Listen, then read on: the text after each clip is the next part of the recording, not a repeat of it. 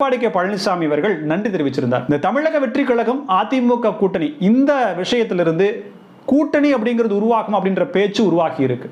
என்னதான் தான் ஒரு அரசியல்ல மிகப்பெரிய மாற்றத்தையும் தாக்கத்தையும் இன்னும் சொல்லப்போனா 2026 வெற்றி வாகை சூடக்கூடிய முதலமைச்சராக ஆகக்கூடிய அளவிற்கான திறன் அப்படிங்கிறது நடிகர் விஜய்க்கு இருந்தாலும் பரவலா அப்படிதான் பேசப்படுது. இரண்டாவது, திராவிட கட்சிகளுக்கான மாற்றா அவரை பார்க்கிறாங்க. விஜயகாந்த் அவர்களுடைய இடத்தை விட இன்னும் மேல அவங்களை பார்க்கறாங்க அப்படின்றதெல்லாம் சொல்லப்படுது. எது எப்படி இருந்தாலும் அரசியல்ல தான் வெற்றி பெற்று விட்டால் அரசாங்கம் அப்படிங்கிறதும் இன்னும் அரசியல் அப்படிங்கிறதும் இன்னும் கடுமையாக இருக்கும்.